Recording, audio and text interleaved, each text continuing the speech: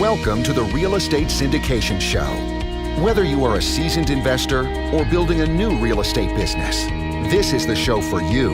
Whitney Sewell talks to top experts in the business. Our goal is to help you master real estate syndication. And now your host, Whitney Sewell.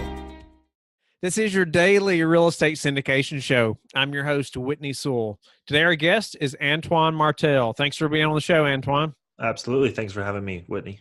I'm excited to have Antoine on the show. He has a turnkey company that sells 100 homes a year in a few markets in the Midwest. He bought a 20-unit apartment building last year. He's now looking to syndicate larger buildings.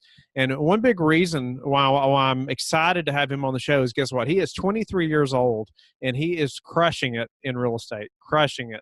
And so he's been very successful, and he's been also very successful at raising capital. And so I want him to help us just to eliminate all these limiting beliefs of age and the lack of experience and all those things. And Antoine, thanks again for being on the show, and give the listeners a little more about who you are and what your focus is at the moment. Sure. Yeah. Thanks for the introduction. It's pretty much what I do. So I started really in the business and the residential side of things. Started the company while I was in college. I wanted to grow a rental property portfolio for my family. Started doing that for the first year, and then we started selling properties out of our portfolio to friends and family who were looking to get started in real estate and wanted to buy properties in the Midwest, and only had $15,000 or $20,000 to get into real estate and didn't know how. So started selling properties out of our portfolio, giving them financing, property management, the whole 9 yards. And so that's really how the Turnkey Company started. Last year we did 60 projects, and then this year we're on track to do over 100 projects.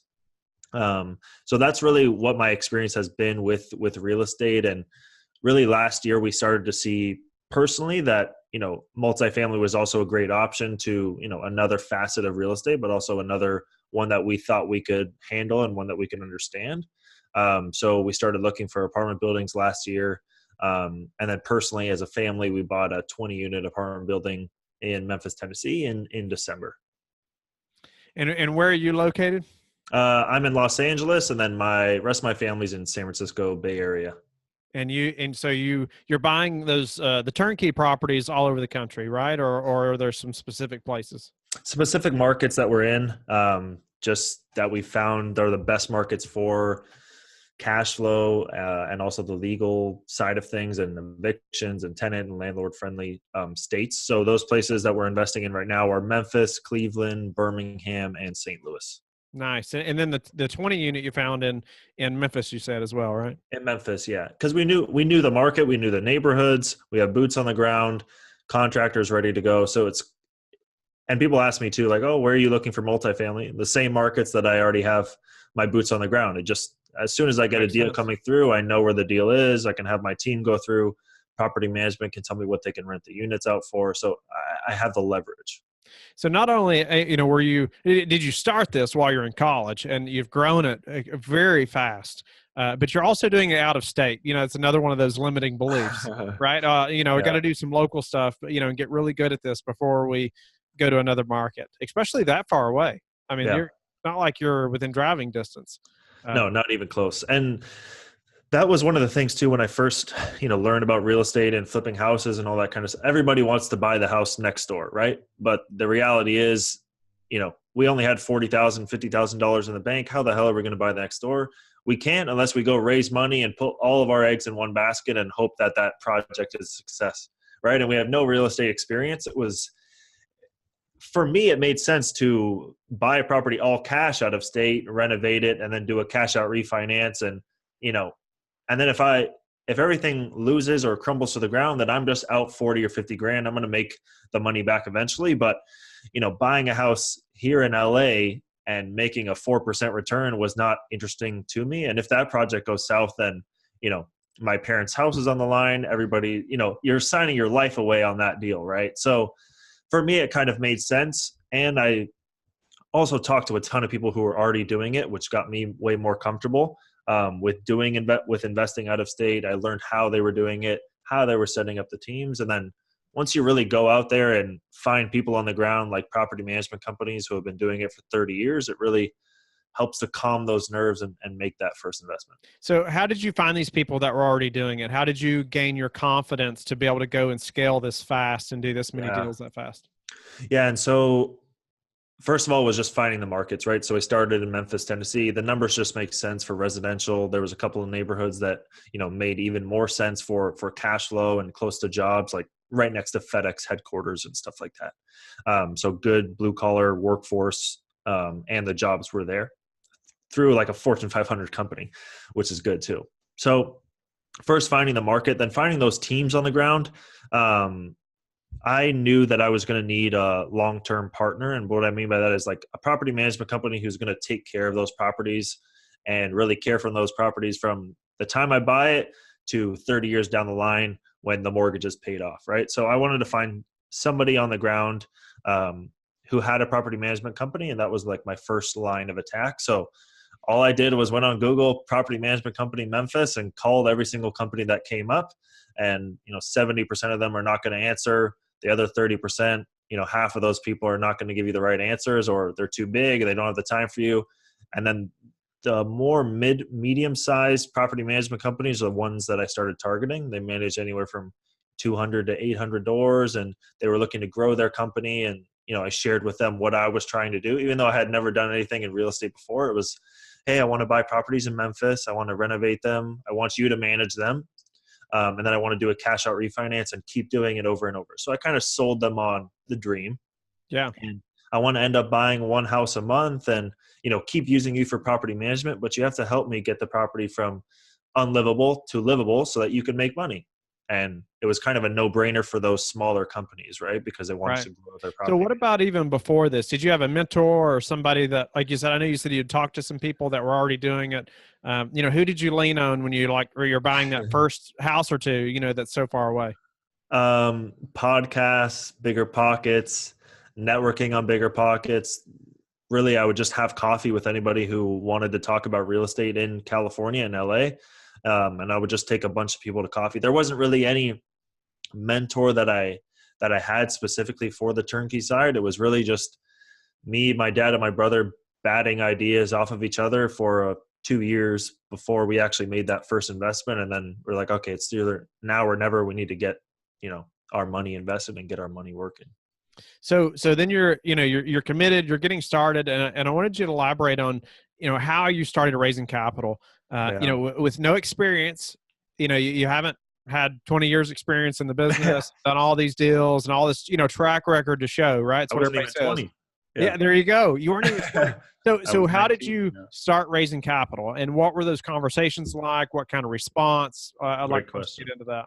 Yeah. So what made it easier for me to raise money was getting that first deal completed. So the first deal was funded by my father. My dad had 50 grand saved up, bought the house for 40,000, renovated it for 10,000. Then it was worth 60 grand after, let's say. So cash out refinance, pulled the money out. But then with that deal, I made a 1-pager case study, before and after photos, before and after numbers, what we expected would actually happen, right? So a short little case study, 3 pages, I think, including the photos. Then I would go and network with people in LA. I kept going to network with people through Bigger Pockets, take them to coffee, lunch, whatever the case may be, and learn about what they were doing or what they were trying to do.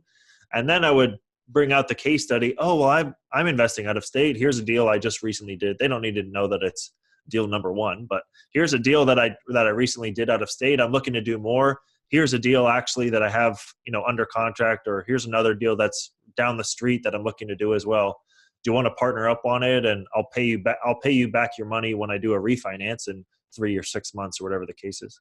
And just after doing dozens and dozens of those, I started to build a list of people in LA who wanted to invest in real estate, but didn't have the time, but they had the cash in the bank account. And all I was looking for was $40,000 to $50,000 investment. And just through networking and sharing what I was doing and what was working for me, people started to come on board, even if they were completely against out of state investing. It just took time, and it was just a numbers game. But Antoine, you don't have a track record, and you're so young, and all these things, right? So how did you battle some of those things that people throw at you. I heard Yeah. it so much, myself, just like, wait a minute, we can't start with a large apartment. You got to start with single family. So how did you talk through some of that? Yeah. And so almost every investor that I met with would ask, hey, by the way, like at the end of the conversation, by the way, how old are you? And then I would say, oh, I'm 19 or 20 years old. And I would tell them, I'm 19 years old, I'm 20 years old. And people were just more amazed because of how much knowledge I had and how much homework I put in before sitting down at that table, right? So if you sit down at that networking event or at that coffee table or, exchanging business cards or whatever the case may be, and you don't know what the hell you're talking about, you don't know how to answer their questions or to rebuttal what they're saying about against investing out of state, right? If you don't know all the pain points, then yeah, it doesn't matter if you're 20 years old or if you're 50 or 60 years old. If you don't know how to answer those questions and how to come back at their rebuttals or why they don't want to invest with you, then I think you're not gonna have success either way. So I just put a lot of preparation into studying about real estate investing and out of state investing and my markets.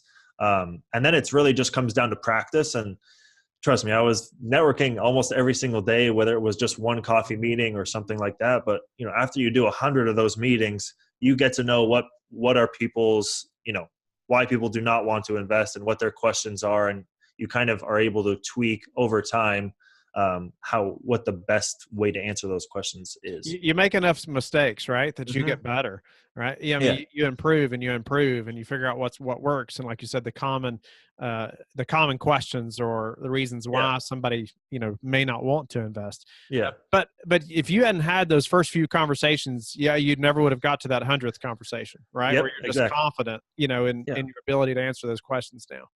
And you have to go with the mindset the first 20 network coffees you're going to have are going to be absolutely terrible. So it's fine. You just have to, and don't, my whole thing too was like, I'm not going to sell anybody on like, oh, invest with me. Oh, invest with me. Oh, invest with me. All I did in those coffee meetings was tell people what I'm up to. So, hey, what have you been doing in real estate? Whitney, blah, blah, blah. You tell me your whole story. Then you ask me what I've been doing. And I was sharing with them, oh, well, I actually just completed a project in Memphis and I bought the single family home, renovated it, rented it out, cash out refinance, and I've got all my money out. And then the questions just start pouring in. And you're not selling them on anything, right? But you're just explaining them your whole process, how the deal went. And then you could even walk away from that coffee meeting and email them 3 days later, hey, great meeting up with you. By the way, I have another deal I'm looking to do right next door. Do you have any interest in working together? And that can be the start of building that investment relationship together. But going and just sharing that information freely without the sale or the pitch really got people even more interested because now we were friends and we were sharing information about investing instead of me being a salesman, right? Technology is creating opportunities in the commercial real estate industry at an increasingly rapid pace. Technology-fueled innovations are enabling those forward-thinking firms to reduce back-office costs and risk, raise equity faster, and increase asset performance so that they can focus more time on activities that drive revenue. Today, IMS is the most widely adopted investor management software for commercial real estate firms. Visit us at investormanagementservices.com. That's so valuable, and I'm glad you brought that up. The more sales you are, I feel like you're pushing them away, right? And they can see right through that. But you talked about meeting with someone almost every day, and I really like that drive and just pushing, right? Like who can I meet with today? Who can I tell my story to? Even if they don't invest, you're getting better. You're improving the way you're answering these questions and talking about what you're doing. So how did you meet enough people to be able to schedule these calls every day? Or, how did you find these people? Yep. So I withdrew a couple of banned Bigger Pockets accounts. So Bigger Pockets, you can I was just scaling the hell out of their messaging platform. So I would go and I would type in my zip code and I would type in people who are interested in flipping houses, for example, or rental properties. You can do this all through Bigger Pockets, the networking tab, and then you just search through there. Just get a pro account. It's $30, even if you just do it for a month. Just do it and then I would just message as many people as I possibly could. Hey, Steve, my name's Antoine Martel. I'm a real estate investor, but I invest out of state. Wanted to see if you wanted to reach out. I wanted to see if you wanted to get together for a coffee sometime. Would love to chat about real estate. So again, nothing salesy, just, hey, this is what I'm doing. Do you want to get together? And I think they have a messaging limit of like 10 every hour. So then I would just, every single hour, I would just go back, and just until you're kind of maxed out. And then people just started. Are you focusing on people just that are local to you at that time? Yeah, just local, because it was very early on. So, and my mentality too was like, okay, even if somebody wants to flip houses in LA, 80% of those people on Bigger Pockets have never invested in real estate, and they just have this, fantasy of flipping houses. Everybody does, right? Of flipping houses in LA. But many of them have probably never even invested in real estate before. So if I come to them with, hey, you can get in real estate for 50 grand and invest with me and make a 20% return, then people are like, oh, wow. Like, how did you do that? Right. So the questions just start pouring in, and then you add that value to them, that knowledge. Now you're a resource for them. You're the out-of-state investing guy for them. So for me, it was anybody with a pulse who is interested in real estate is somebody that I was meeting up with. Nice. And I wanted to ask you earlier, what's maybe a habit that you developed, or one way that you educated yourself so quickly? Yeah. I would say through listening to podcasts is probably the best and quickest way. Books are good. It just took way too long. And there was a lot of fluff in it. So listening to quick little 30-minute podcasts, and you really get the key points. And then I would say going through a deal, right? So really putting in the time. I mean, it took me 2 years to do my first investment ever, right? So that's 2 years of knowledge that I had in my brain. And then I had the experience of just doing that one deal. Was really all the information I needed to go to those meetings and talk about it. And yeah. Awesome. And so you have this growing business, and this turnkey business, you're growing it really fast. And so why multifamily now? Yeah. So we have always heard that multifamily is the way to go, from all the big syndicators and stuff like that. So we decided that, okay, let's take a look at this space. Let's see what the pros and cons are. Of course, like if you have the right property management company, the pro is going to be the scale, right? So instead of having, one tenant under one roof, you have 20 tenants under one roof. So your operating expenses go down a tiny bit, and you're able to scale, and you also can get better financing if the deal is big enough. So we just started researching and doing our homework on those things. And then I just started reaching out to brokers, and I was like, okay, well, if I find a good multifamily project that can beat the returns of the residential side, or at least match it, then that's definitely something to pursue and to look more into. And then we thought too, it's managing one project now under one roof at one property address instead of 20 projects and 20 different neighborhoods and 20 different addresses, right? So just the scaling up of both the renovation and the tenants and collecting rents just kind of made sense to us. So that's when I started last year reaching out to brokers, networking with brokers, and trying to get some deals. So then just started analyzing deal after deal after deal after deal until I got really good at it. And 9 months later, found a deal that finally worked and put it under contract. Nice. And what do you use? Do you have a tool that you created, or what are you using to analyze these multifamily deals now? My dad is a numbers guy. So he created his own tool.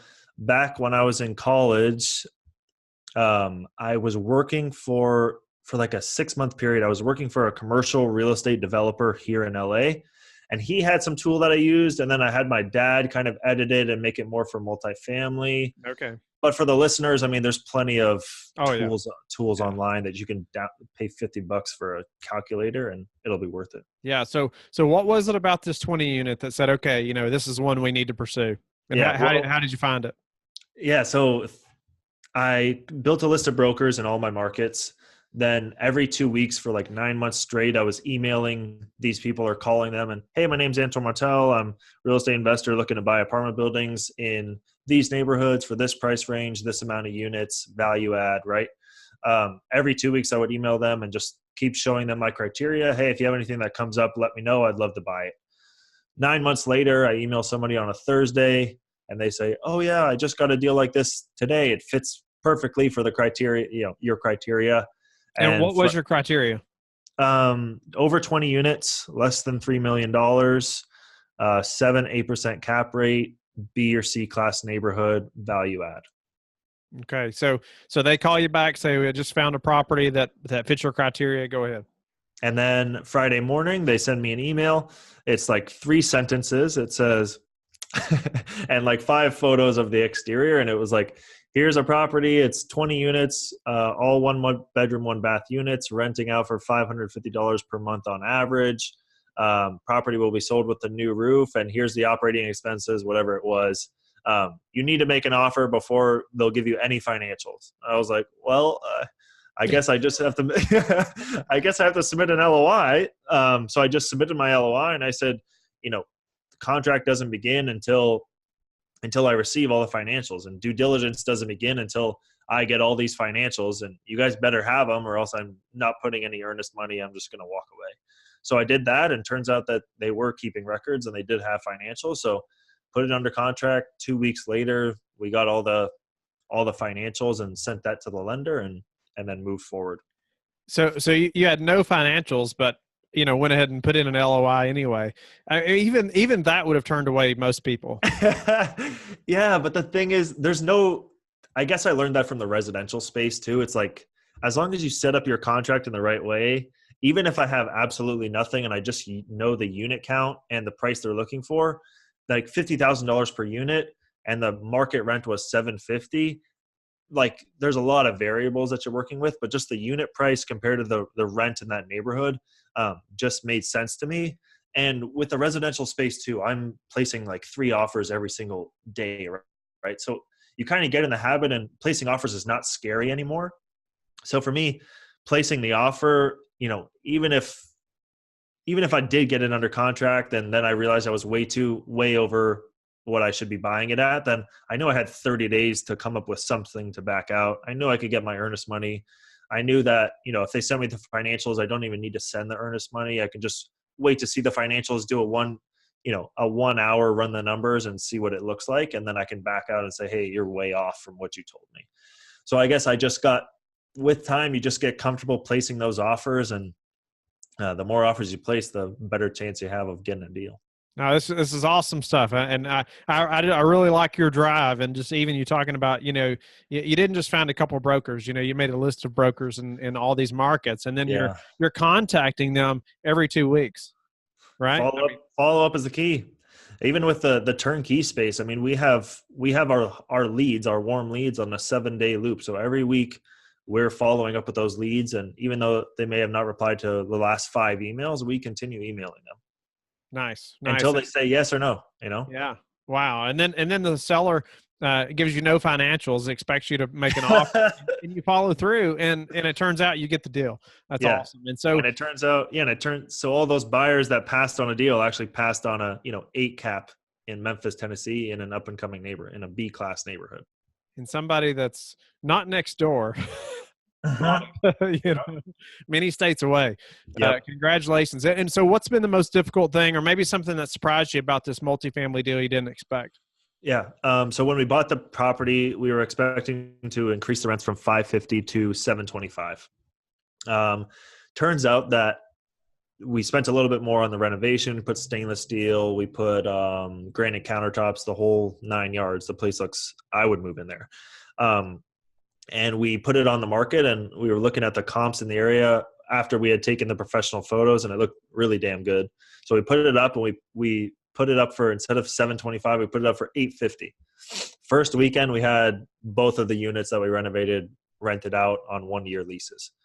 So we completely surpassed so in the end of the day, we brought the rents from $550 to $850, a 60% increase in the rents. So that was one of the good surprises. One of the bad surprises that we had was we found it very hard to find any, like, the special contractors are the ones that I don't use a lot in the residential side. So my GC is terrific. He could have done, he did the whole exterior renovation, did all the units, etc. But finding somebody to build a staircase was like the hardest thing in the world.